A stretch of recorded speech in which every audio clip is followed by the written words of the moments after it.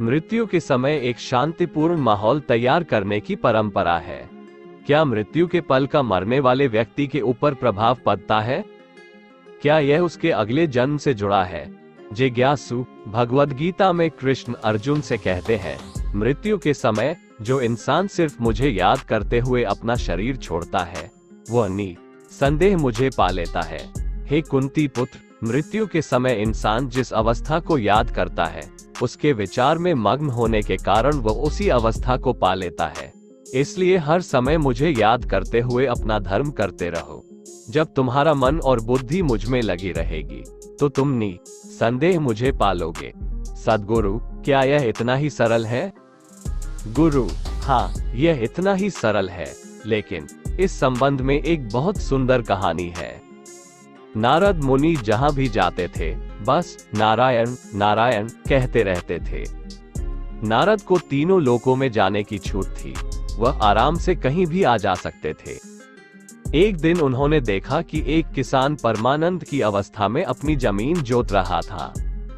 नारद को यह जानने की उत्सुकता हुई कि उसके आनंद का राज क्या है। जब वह उस किसान से बात करने पहुंचे, तो वह अपनी जमीन को जोतने में इतना डूबा हुआ था कि उसने नारद पर ध्यान भी नहीं दिया।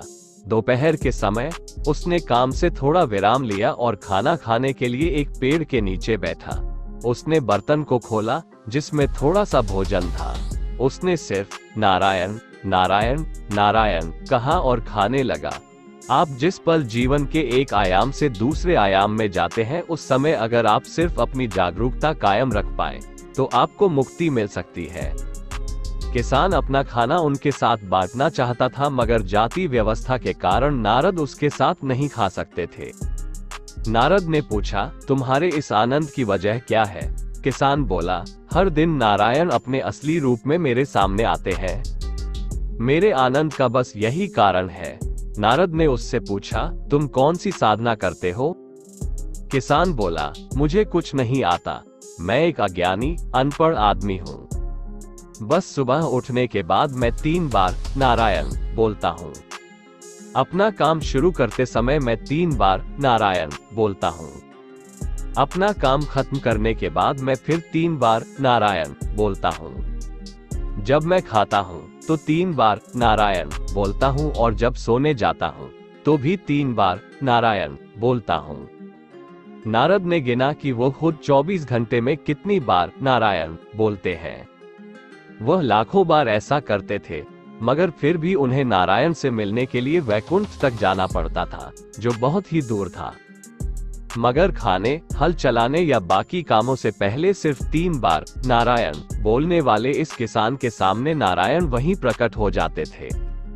नारद को लगा कि यह ठीक नहीं है, इसमें जरूर कहीं कोई त्रुटि है। वह तुरंत वैकुंठ पहुंच गए और उन्होंने विष्णु से पूछा, मैं हर समय आपका नाम जपता रहता हूँ, मगर आप मेरे सामने नहीं प्रकट नहीं होते। मुझे आकर आपके दर्शन करने पड़ते हैं, मगर उस किसान के सामने आप रोज प्रकट होते हैं और वह परमानंद में जीवन बिता रहा है। विष्णु ने नारद की ओर देखा और लक्ष्मी को तेल से लबालब भरा हुआ एक बर्तन लाने को कहा। उन्होंने नारद से कहा, पहले आपको एक काम करना पड़ेगा। तेल से भरे इस बर्तन को भूलोक ले जाए, मगर इसमें से एक बूंद भी तेल छलकना नहीं चाहिए। इसे वहां छोड़कर आइए, फिर हम इस प्रश्न का जवाब देंगे। नारद तेल से भरा बर्तन लेकर भूलोक गए, उसे वहां छोड़कर वापस आ गए और बोले, अब मेरे प्रश्न का जवाब दीजिए।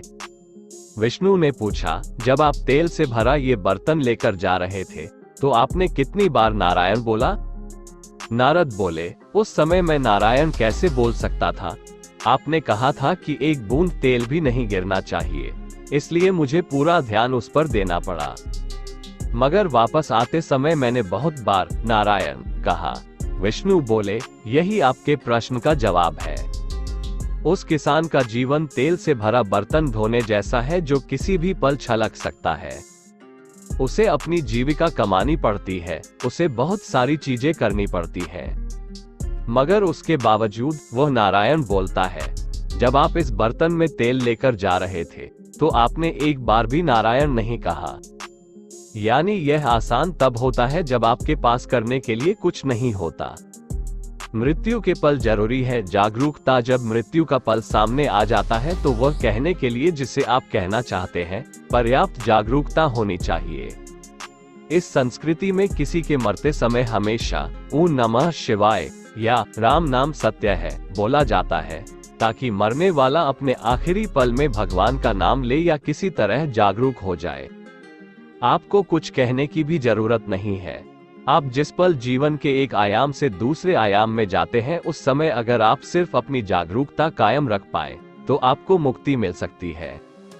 मगर उस पल में जागरूक होने के लिए आपको जीवन भर जागरूकता का अभ्यास करना होगा, या आपको किसी ऐसे व्यक्ति की मौजूदगी में होना चाहिए जो आपके लिए ऐसा कर सके। इसी संदर्भ में कृष्ण ने कहा था कि अगर मृत्यु के समय आप उनके बारे में ध्यान करें तो वे आकर आपकी मृत्यु को आसान बना देंगे। यहाँ वह एक आंतरिक हकीकत की बात कर रहे थे, यानी परम तत्व को पाने का योग। परम तत्व को पाने के लिए अगर आप सही चीजें करें तो 100% पक्का है कि आपकी कोशिश कामयाब होगी, क्योंकि इसमें एकमात्र तत्व आप होते हैं। इसमें कोई और नहीं, सिर्फ आप होते हैं। इसलिए वो पूरे यकीन से कह सकते थे, आपका ध्यान रखूंगा। वे जीवन के बाहरी वास्तविकताओं के बारे में ऐसी बात नहीं कह सकते थे, क्योंकि बाहरी हकीकतें तमाम चीजों पर आधारित होती हैं। अगर आप भौतिक से परे जाने के समय अपनी जागरूकता बरकरार रख सकते हैं तो आप परम तत्व को पा सकते हैं। यही वजह है कि ज्यादातर लोगों के लिए आत्मज्ञान प्राप्ति का पल ही शरीर त्यागने का भी पल बन जाता है। जब आप शरीर को छोड़ते हैं उस समय यदि आप जागरूक हो जाएं, तो भी शरीर को तो आप त्यागेंगे ही। लेकिन यदि अपने शरीर को छोड़ने का समय अभी नहीं आया है और आपकी जागरूकता ऐसे चरम पर पहुंच जाती है जहां आप और आपका शरीर साफ तौर पर अलग अलग हो जाते हैं, तो इस स्थिति में आप अपने शरीर में बने नहीं रह पाएंगे जब तक कि आपके पास कुछ ऐसा सिस्टम न हो जो ये सुनिश्चित कर सके कि आप अपने शरीर से फिसल न जाएं। मसलन समयमा में कई बार लोग शरीर को छोड़ने के कगार पर होते हैं। भाव स्पंदन में भी कई बार ऐसा होता है जब लोग वाकई छोर पर खड़े होते हैं। चूंकि कुछ नियंत्रण तंत्र बना दिए गए हैं, इसलिए ये सुरक्षित होता है। यदि ये नियंत्रण तंत्र नहीं होते तो निश्चित रूप से वे शरीर से अलग हो जाते। यह उनके लिए एक सौभाग्य होता, मगर ईशा के लिए अच्छा नहीं होता, इसलिए हम उन्हें जाने नहीं देते। वास्तव में उन्हें जाने न देना एक अपराध है, लेकिन यदि हम उन्हें जाने देंगे तो समाज हमें अपराधी ठहराएगा। इसलिए हम बस वो कर रहे हैं जो सामाजिक रूप से स्वीकार्य है, न कि जो सही है। मृत्यु के पल के विचार आपके साथ रहते हैं निक, और पहलू ये है कि यदि मृत्यु के समय आपके दिमाग में कोई विचार है तो वह आपके अगले जन्म की प्रकृति का हिस्सा बन जाता है। इसलिए हमें किसी की मृत्यु की प्रक्रिया के समय शांति और खुशहाली का माहौल बनाना चाहिए, क्योंकि मरने वाले के दिमाग और भावनाओं में जो भी चीज प्रधान होती है वो उनके भावी जन्मों की विशेषता बन जाती है।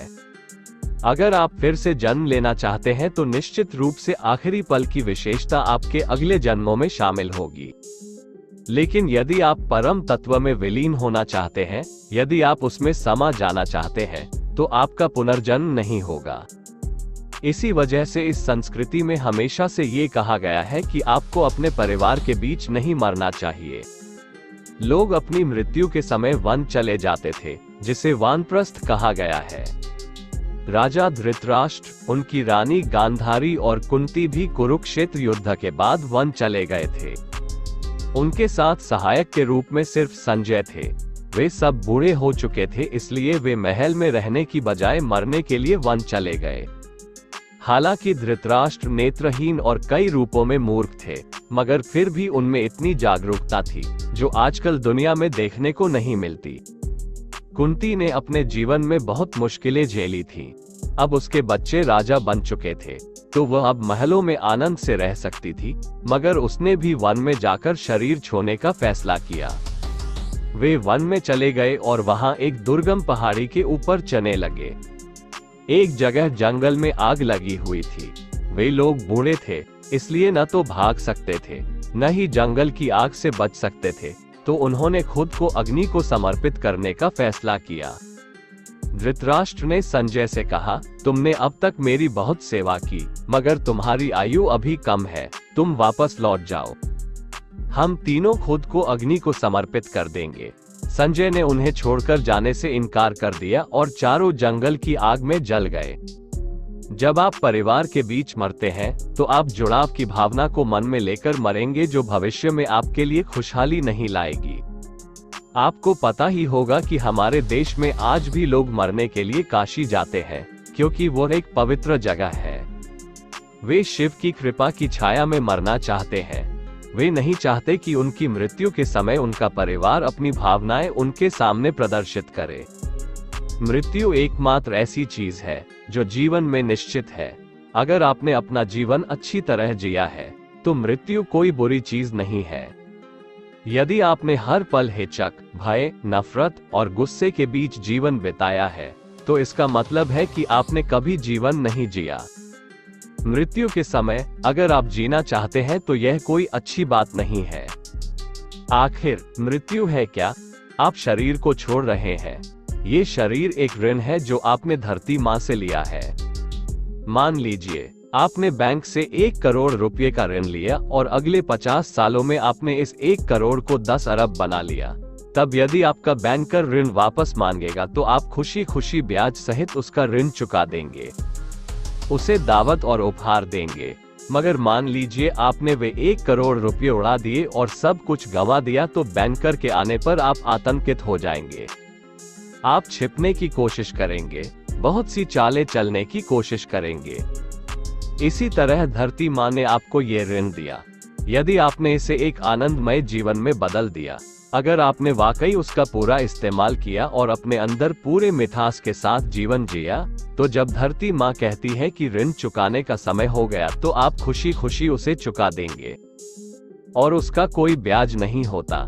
जो खुशी खुशी ऋण चुकाता है उसके लिए जीवन समाप्त हो जाता है, क्योंकि जब आप आनंदित होते हैं तो आपके अंदर कुदरती तौर पर जागरूकता आती है। जब आप जागरूक होते हैं तो आप मुक्ति के रास्ते पर होते हैं।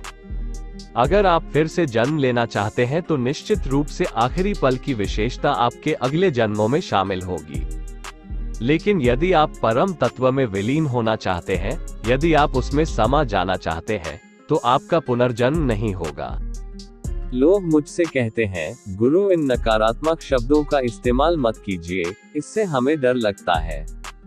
क्या हम विलीन होकर शून्य हो जाएंगे? तो हम ये कह सकते हैं, जब आप मुक्ति पा लेते हैं तो आप सब कुछ हो जाते हैं, हर चीज में शामिल हो जाते हैं। जब शिव की बात आती है तो हम शून्यता की बात करते हैं। लेकिन चूंकि लीला का संबंध कृष्ण से है तो हम आपके साथ खुशनुमा बातें करना चाहते हैं। आप सब कुछ बन जाएंगे, आप ईश्वर बन जाएंगे।